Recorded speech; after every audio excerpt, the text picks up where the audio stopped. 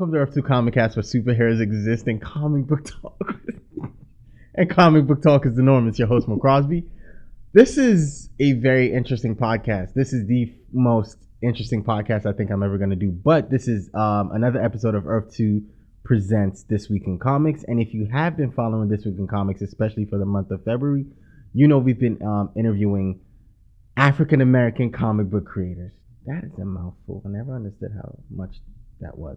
Anyways, we've had a couple guests this month. We've had Ruben, Robert Roach, Alan Clark, Marcus Newsom, and now I present to you guys in Earth 2, Raymond Sanders.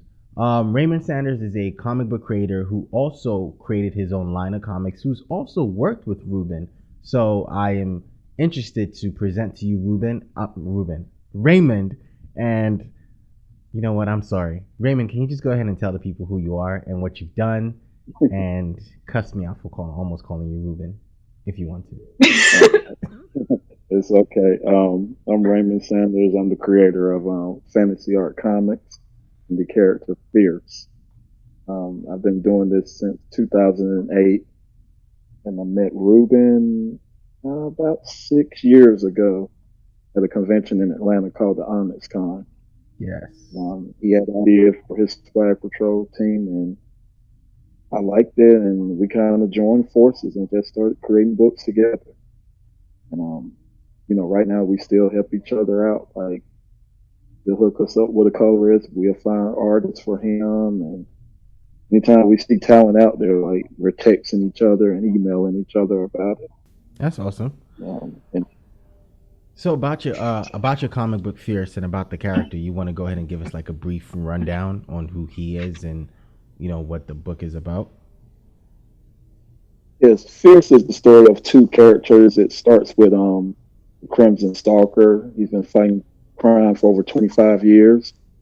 He has no superpowers, but now his body is starting to break down from just all the years of crime fighting. All the injuries are starting to add up. His wife is nagging him, telling him, you need to retire because you're getting too old to be doing this. Like, every time he comes home, he's been stabbed or shot or something. He meets this 15-year-old kid that's full of superpowers and abilities, but his only interest at the time being is like basketball and girls right now. Well, he is 15. In the first issue, this genetic mutant shows up that kind of brings the two characters together. And Fierce, Aaron, actually has to use his powers for the first time to protect some of his classmates. So that's how the first issue kind of goes. And eventually the Crimson Stalker becomes his mentor and starts to train him to be his eventual replacement. Nice. So this is about I'm sorry. I didn't mean to cut you off. No, that's okay. But I was just saying, Aaron is only a 15-year-old kid, so his attention span is not that great. So, oh wow, teenagers. So it's about a teenager who's being trained right now to replace a older superhero, right? Or not a superhero, just a hero. Well, a superhero, right? We call them all superheroes, regardless of powers or not. Yeah, so he's more of a Batman type of character, except he's not rich. Yeah. All right. Well, I appreciate the comic. It sounds interesting. It really does, actually, and I'm like interested in like looking at it and reading it. Ooh. So for those of you that don't know, Raymond sent me a bunch of like pages and artwork and colors. So I will post that on the podcast if you're going to be watching it on YouTube, or if you're going to be listening to it on the podcast on iTunes or Stitcher. I'm going to make sure I have some sort of artwork on, so you can actually see it. It's all going to be posted on the website. So don't worry about that. I'm gonna have you guys look at everything Raymond has sent me, and they're awesome looking. Everything he sent me was really awesome. I feel bad because I really haven't shared it with anyone else, so I'm kind of selfish right now because it's like really great. It's really great, and I'm sorry. Well, Raymond, since you're new to this, This Week in Comics is a podcast that we do, to talk about the comic books that we've read. highlight some comic books. You just shoot the shit a little bit on just stuff that was going on in comics during the week. But this is a special episode, and we wanted to have you on, and so you can talk about your comics. But as we still have to kind of do a little bit of This Week in Comics. And I'm going to assume that as a comic book creator yourself, do you read comics? Do you engage in? Do you look at some of the comic books that are out there? Oh yeah. Not as often as I used to. Growing up, I used to. It was a weekly thing. Okay. Every Friday or Saturday, I All bought right. comics, and I have a huge collection of them still today. But once I finally started doing my own books, I moved more to the independent title. Nice, Like, nice. I still read Spider-Man, Black Panther, Thor from time to time, but seeing the work that it takes to make the books, more interested in other indie titles out there because now I know what it takes to get a book. So I appreciate those more now. Okay. Is there any book out there you want to, go ahead and recommend? Any indie, something that you think we're not reading, or something that you think we're reading that we need to look at more? As far as indie books, I just name a few. I can't name all of them. Oh, that's fine. That I've been reading. But I would recommend Purge by Roosevelt Pitts. Nice. That's a good book. And I think they've done a crossover they just released called Blackout. And it's the one issue so far that I've read that, but some of the lesser known indie titles, like has a book named Amen. He does a imprint called The Independent Authority. Okay. And a lot of these people you can find on Facebook. Kevin Chapman does Afro Avenger, like that's an awesome book. It's funny, I met him in person one time, and he does all his artwork on his phone, on his cell phone. Wow. I was just amazed at that. So when he told me that, I was like, I've got to read this. But Stealth by William Satterwhite. Trying to name a few more real quick. Ray Thunder is a web comic by Sean Neighbors. James Mason here in Georgia, he does Urban Shoguns. And Robert Jeffrey does Route 3. So that's just a few, but there's so many out that I can go on. That's awesome. That's awesome. Hey, Raymond, if you want to go ahead and send us a list, so I can post it for the listeners. Oh, it's not for me. It's for the listeners, I promise. If you just want to go ahead and send us a list so I can post it in the description for the listeners, even though I think I might be going into some of those books because they sound interesting. So I'm not, so everyone is going to be able to look at those. Yeah. So, Ziggy, or Brianna, whoever wants to go first. This Week in Comics. What have you guys been reading? What do you want to recommend? I can do it. All right. Well, let's go through my list. It's almost like I feel like I've done this before. I heard that. All right. The first thing I would talk about is Super Sons number 12. So basically, you probably heard me and Mo talk about this one. Continuing on that, it's still doing really well. I still enjoy it. For just a quick idea of what catch people up was about, it's about Damian Wayne and Jonathan Kent, the sons of Batman and Superman, and they are a super team together. And it's really a comic that I really enjoy because it's a superhero story, but also at the same time, it's another one of the stories that you can really relate.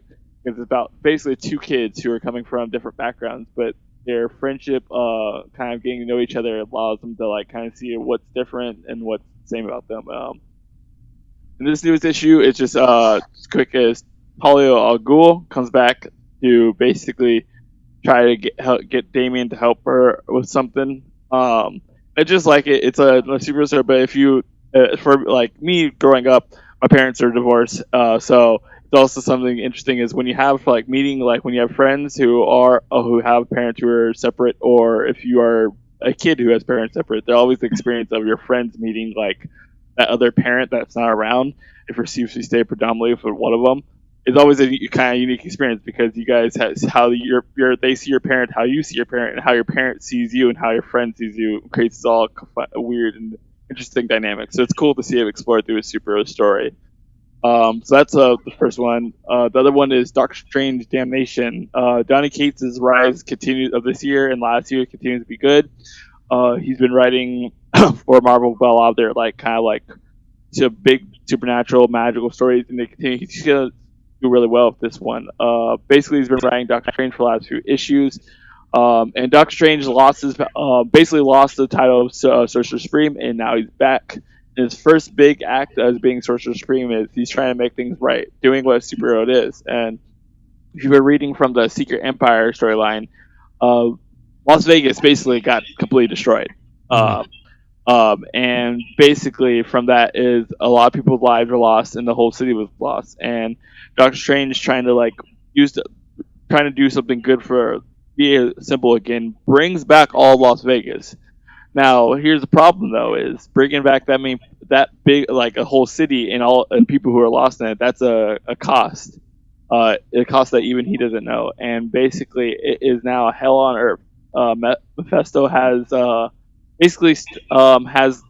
a hold on at Las Vegas, and basically Doctor Strange, whether he likes or not, is going to have to get some help from all the mystical heroes who have dealt with Mephisto. And it's so now he's made a bet for his soul, for all of the souls of all the people that are basically in jeopardy, basically which could lead to the whole world. So I like where he's going. Donny Cates continues to do well with the making magic fun and interesting and kind of adding to the lore of it. So I'm enjoying that one. Another one, continuing on reinventing new things, is even like Dugan has impressed me. I haven't been the biggest fan, but he's impressed me with the Infinity Countdown Prime. I'm usually wary with like comic books coming out, especially when there's clearly connected to, well, obviously Infinity War is coming, so usually I'm wary of that kind of stuff. I was trying to cash grab, but I like where he's going with this one. He's kind of with the Marvel kind of like still in its like year or two now that the Marvel universe is being reborn. The Infinity Stones are back, and they're different, and how they are different, how this is a race for trying to gather them, and who's all the players in this game. You have familiar faces, you have new faces. It's all interesting and cool, and I'm excited to see where he's going with this. So we'll see. I don't want to spoil it to me. Just if you want to see if you're new to Infinity stuff, I'd recommend it. If you're a person who read the old Infinity War and have been reading for years, I'd also recommend it. Last one is for Star Wars fans. Are probably excited, especially if you're an older fan who's been keeping up with the expanded universe. Star Wars Thrawn. I haven't read the novels, but for a lot of fans, Thrawn who've been reading the Star Wars novels, the Thrawn books, many consider Thrawn storyline as the best storyline in the novel, kind of like the expanded universe, and like the best villain that's come out of it. And with Disney taking over, a lot of that got kind of thrown out. But Disney made the decision to bring Thrawn back in a different way, and so people were curious and scared to see how they're going to do it and how it was. But for me, at least, just going off what I read the first issue, Thrawn. It was really good. I thought it was well written. I think the character's super interesting. How he looks at the world, how he's so driven and focused, and how his goals are just things that he It's not about can you or cannot do. It's when he does it and how fast he does it. So it's kind of, you can see a character of that kind of focus and discipline you would see as a hero, but having him under the guide of the Empire, it's going to be really interesting to see how he becomes a villain. So those are my picks of the week. Highly recommend all of them. Give a flip through them, get a chance. Yeah, that's what I picked. Interesting. I really want to get into Thrawn because I've been watching Rebels, and Thrawn has been, especially in season 3 and 4, Thrawn has been one of the best characters on Rebels. So I actually want to get into his comic book real quick to see where, because I didn't read those novels. I just want to see, what, how they handle him from his beginning to the point he is in Rebels. So I think that should be really interesting to get to read. Brianna, do you have anything for us? I do not. I have not been reading too many comics recently. Oh, my bad. Talk about Legend of Wonder Woman. We talked about it. That's true. Legend of Wonder Woman is my favorite Wonder Woman story. Nice. It's the best. That's all I got on it. Okay, well, that's fine. Good recommendation. That's a good recommendation. So anyone who wants to read or wants to get into Wonder Woman, Legend of Wonder Woman, Brianna just gave you that. I have I'll for you do guys the what I've been looking at. This, I was just gonna say go ahead. one last thing I want to say because she doesn't want to say it. If you are new to Wonder Woman, it is a great place to start off. Highly recommend it. It did get canceled though, so be prepared for that. But All right. read it. Legend of Wonder Woman. There you go. That's a recommendation. Brianna didn't want to do it. Great. There we go. I haven't read a lot this week. I didn't read a lot this week, but I did read. Everything I read was kind of almost indie. So I read Invisible, The End of All Things, number 12, and I am very sad because it's over. The storyline is done. Early 2000s. I'm a Invincible fan. I haven't read The End of All Things yet. I'm waiting for the graphic novels, but Oh, you know what? I am just gonna tell you this. Since you haven't read it, just get ready for End of. You haven't read End of All Things at all, right? All 12 issues. Yeah, just I get. think the last one. You said the last 4. Well, the last graphic novel I read of Invincible was the reboot story. Oh man, you're so far. You know what? I'm just gonna stop right now and tell you, Invincible is awesome. So whenever you get a chance to get into it, you will probably call back on the show and be like, you know what? Can we talk about Invincible? Because it's that Robert Kirkman has been did his thing, especially on the last one. I'm very sad, but I'm also kind of hopeful because the way it ended with the possibility of like maybe 3 or 4 spin-offs. So who knows? Who knows where they're gonna take those some of the characters, and it's very interesting. I can't wait till you read it, and I'll probably check in with you every once in a while to see where you are with that. So I did that. I read Invincible. I read Paper Girls because I love Paper Girls. Like those 4 little girls are the most fun things to they're the most fun thing to read right now. I am finally caught up, and I am just here to tell you that if you haven't read Paper Girls, or if you are thinking about reading Paper Girls, stop thinking about it. Just get into it. You're going to enjoy these characters. You're going to enjoy the adventure they go on, and it's very interesting because right now I'm at the Y2K happening because they're in the year 2000, and it's so interesting to see. It's like they're from like the 60s, and it's so interesting to see 1960s. It's 80s. Well, the one I read, they were from the 80s. Maybe they're different. Sorry, my bad. No, I think you're right. I think they're from the 80s. I think they're from the 80s. But it's so interesting to see what people in the 80s would have thought, what the year 2000 looked like. So it's just interesting to see. I think that's how they're going, but it's just interesting to see like how far everyone back then thought, it was going to be like in the year 2000. It's so cool. So I think everyone should read that. And I read Marcus Newsom's Lightning Strike, issue 1. Yes, it is good. It is good. I am recommending that to everyone. I also have a signed copy for a lucky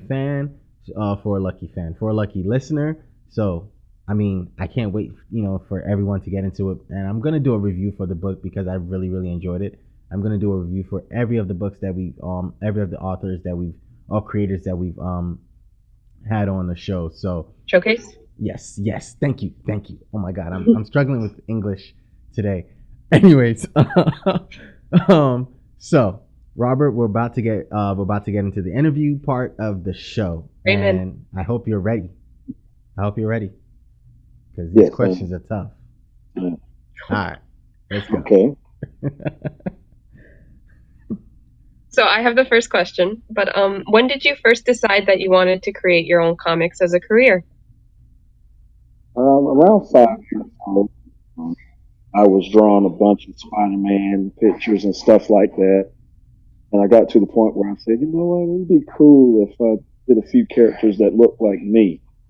So my first character was a character named Wallcrawler. He was basically a black Spider-Man. So, and his sidekick name was Cheetah. So he wore a cheetah suit and could run real fast. So those was 2 of my first characters. And, just over the years, I just kept expanding on those and just kept creating other characters. And I mean, I still have books I drew when I was like in fourth grade. Like I just won't throw them away. Don't. So Don't. It's so young. Yep. That's awesome. Well, you had a dream early and you got it. I wish I could draw when I was 4 years old. I'm not talented, so. All right, I have the next question. I have the next question. Who has been the biggest influence on you outside the comic industry, and how did they affect your life? I would have to first say my parents. They always supported me wanting to do this. They never looked down on me wanting to draw comic books, and then they always tried to help me out and point me in the right direction. Also, my older brother, he was the one who really got me into it. He brought home the first comic book I ever read, and he started drawing, and I picked it up from him. You know, they were the first three, and then after I got married and had kids, it was just a hobby until then. And as the family started to get bigger, I decided, you know what, it's time to do this for real now. So they've been my inspiration too, because I do it for them. Eventually, my son is into it now, so I feel like eventually he'll take it over. That's awesome, man. That's really cool. Family business. Going off that, I just want to ask you, Raymond, is like, who would you say in the industry has been like the biggest influence in your comic book career, and how has that person kind of helped shape or change your work? Well, I grew up during the Image revolution. Basically, when Image first came out, like I was maybe around 13 or 14. So seeing all these new characters, that wasn't Spider-Man or Batman or Superman was, it was cool to see some of the top artists doing new characters that no one had ever seen. So, I think as far as artists, I think my favorite was always Mark Bagley. He did Ultimate Spider-Man, I think New York a long time ago. Just artists like Ron France that used to do Thor, M.D. Bright that did Icon from Milestone Comics. Even Eric Larson. A lot of people don't give Eric Larson credit, but I wasn't a fan of his style in the beginning. But to see him do the Savage Dragon book for so many years, it's like that's what I want to do with Fierce. Like I want to, I think he's in the 200s, 250s at least by now.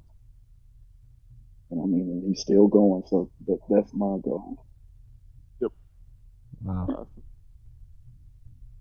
So when you're creating your comics, what do you do to recharge your creative batteries? A lot of times, like you mentioned Ruben, I talk with some of my fellow creators like Ruben, my writer Gabriel Smith, working with a few other artists now like Emmett Romaine and Clifton Hatchett. I kind of talk with them and like they can kind of be like, well, here's the character you can work on, or just shoot ideas to each other. And if all else fails, I throw in a superhero movie and just start sketching. That's cool. Pretty much. So going off that, so you're talking about how you recharge your batteries. What goes into your typical day of work for you? Like, say you're about to sit down to create. Like, can you describe like a typical your typical work routine? Well, usually for me, the hardest thing is finding time to do it. So I feel like if I got time to draw something, I need to do something that basically I'm going to use. Like it's either going to be a poster or a page in an issue I'm working on. Like out of just random sketching anymore. It's like an hour to I try to make it something useful, something I'm going to use, like a poster or a cover, maybe a page in the next issue that I'm working on. So, it's usually hard to find time to draw stuff. It's usually late at night or on the weekend. So I try and make sure if I do have the time, Just going through like artists and writers, they all have different things they use when they create their comics. I just wanted to go over like what tools you use. Like, do you sketch it first and do digitally, or do you do digitally at all, or you do it solely digitally? Just wanted to get an idea what how you go through your process, what tools you use in your process to create comics. yes, I do a little of both. I still do the pages, but I kind of in the middle of Fierce One, I transitioned into ink and digitally, so I'm still a little of both. Like just drawing on the pad just feels a little weird now. So I still do that by hand. But, I mean, I enjoy it. I just don't have the patience to draw on a tablet yet. So, what element of your work gives you the most personal satisfaction? I enjoy doing the artwork the most, the drawing, because in the beginning I had all the writing, the ink, and the coloring, everything. And but now that I have a team, I don't have to worry about trying to be a writer now. I can just focus on the artwork. Um, Going off that, Raymond, I'm sorry about that. What has been the most rewarding project of your professional career, whether it's been in comics or outside of comics? I would say my Fierce One, the revision Fierce issue one, the one I sent you the pictures of, Yes. because first time I did Fierce in '08, like I was just saying, I was trying to handle all aspects of it by myself. And I was proud of the book, but it wasn't what I envisioned. It wasn't as professional looking as I wanted it to be. So once we built our team and got everyone involved, when the new Fierce One came out, it was exactly how I pretty much imagined it. The colors, the inks, everything. I don't. It's not perfect. I won't say that because you can always, as an artist, you always find things that can do better. But I think it was as close to what I envisioned years ago. All right, Raymond. I want to ask you like for showing off the fact like getting that how you were so ecstatic when you got the issue one. What would you give advice for a newcomer who's just trying to get their first like issue, their first comic out there? They're just trying to get their break in the industry. Like what like advice did you get? I would say just keep continuing to work on it. I mean, the only way you're going to know is if you actually do it and put it out. So don't let anybody deter you from doing it. Because, for me, it was kind of like, okay, it was now or never, basically. And then once I put it out, other opportunities started coming my way. So, if you never put your work out, nobody will ever see it. So once you get it out there, you'll be surprised. I've done children books now. I did comics for other people. So none of that would ever happen if you put that first book out. The last question, or not last routine question. Time to get. Oh, sorry. What's the most important big idea that you've learned in life, in or out of comics, and why is it important? Not to give up. Anything you want to do, you can do it. Just keep trying. I mean, my dream was to draw comic books.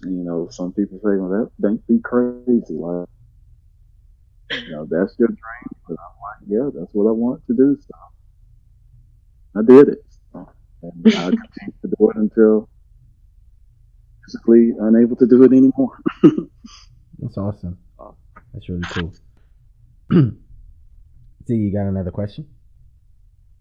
Well, I didn't have one, but now I always go like my other question is I always like to ask, what's something outside of comics, like a story that you really appreciate, like it could be a TV show, book, movie, just anything other. What's like a story that you really appreciate that's not a comic book story? Let me think. Okay, I'm gonna go movie. the spot. Fire off. All the things suck. Comic books forever. I'll go one of the directors. I'll go Spike. Usually some of his movies, like, they're not comic movies or action type movies. I usually enjoy the stories, and it's just something about the way he would do his movies. And even one of the more recent ones, when he did Inside Man, one I watched not too long ago, it wasn't his normal type of movie, but it was still good because it still had things in it that was like, okay, I can tell this is a Spike Lee film. So I would say his movies usually stand out to me. Okay.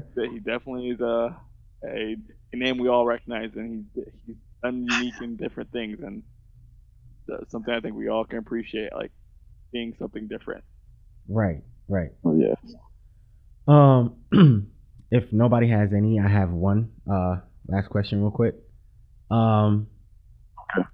Raymond, so where do you see your characters going? These characters you've created, I remember in the beginning you said you wanted your son to kind of take over, but where do you see your characters going? Like what is the effect? Like we just got Black Panther, the Black Panther movie, and we see what that, how that makes people feel, how Black Lightning makes people feel. What do you want Fierce? Do you want Fierce to have that kind of impact culturally at some point? Yes, I would. The goal was always to get the book started and lead into other things. I really could see Fierce as like an animated series. Movies, toys. If that came, I'd be happy. If it don't, I'm still going to be doing the books regardless. Right. But it's like really like an animated series. I think would be good for the character. You had Ruben on, a while back, and one of the things about was like bringing back the Saturday morning cartoons. Like, it would be cool to have like a Black Patrol Fierce hour of cartoons on Saturday mornings where kids can get up and watch our characters for about an hour. You're gonna need a crossover soon. And Keep the new stack shot. Right. So I appreciate you coming and agreeing to do this interview with us, and I appreciate you sticking through, because this is a very interesting one. I appreciate you sticking through this one. And I appreciate all the answers you gave and the realism you gave, how real your answers felt and how everything like kind of felt personal. Thank you. Oh, no, thank you. And anytime you feel like you want to come back and do this or give us an update, especially if you've read Invincible, just go ahead and give us a shout out. You just want to talk about Invincible. I really do. But anytime you feel like you want to come back, just give us a shout, and we would definitely be glad to have you back on. One more. Oh, I'm sorry. Raymond did say, however, we've been talking behind the scenes, and he is sending a signed comic book, a signed copy of Fierce, which I will be giving out to a lucky listener. I can't wait to get it. And like I've said already, I said in the beginning, I will be reviewing all the books that we're getting, because I am also getting each and every one of the books that are from all these creators. So I am getting those, for myself. Yeah, but books, everyone else just gets to like, over here, be like, that's cool for you, Mo. These books are going to lucky listeners, Ziggy. It's okay. They're not for me. But yes. So when those come in, I'll be glad to let you guys know how you can get them, how you can win them. Anything else you want to say, Raymond, before where can we find you on the internet? Facebook, Instagram, Twitter, website? Yes, I'm on Facebook. It's Raymond Sanders. Instagram is Fantasy Art Studios. Have a blog spot. It's www.fantasyartcomics.blogspot.com, and the Fantasy Art Comics website will be up hopefully in the next month or two, and it'll be www.fantasyartcomics.com. Fantastic. If you guys didn't catch all of that, don't worry about it. As always, I will have it down for you in the description box below. I want to thank my panel, Ziggy, and I want to thank Brianna, who gave us that very wonderful Wonder Woman recommendation, and told us how much she loved it. It was astounding. It was pure poetry. I mean, it was the best thing I've ever heard about Wonder Woman ever. But yes, thank you very much. Thank you guys for coming. Thank you. We will catch. We will definitely catch you on the next one. Actually, before we go, yes, you can listen to this podcast like you've listened to everyone else on YouTube, because I'm gonna have it up on YouTube. Again, I'm going to have all the artwork that Raymond has sent, because he sent some beautiful artwork that I've got to see, and I've got to pique my interest and say, hey, I really want this comic book. So I'm pretty sure once you guys see it, you guys are going to want to see what this book is about. You can actually listen to us on iTunes, Stitcher, Podbean, Pocket Cast, TuneIn. I'm forgetting something, but anywhere else you can find podcasts, we're probably there. Earth 2 Comic Cast is what you're gonna search. The website is earth2cc.com. This episode is going to be posted up there along with all the artwork. So I'm giving you guys every way possible to see the artwork. And thank you guys for listening. Thank you guys for coming. Thank you, people. We will catch you on the next one. I don't know how hard we worked for this. Oh, don't tell them. Don't tell them. We'll catch you on the next one. You guys have a good night. Peace.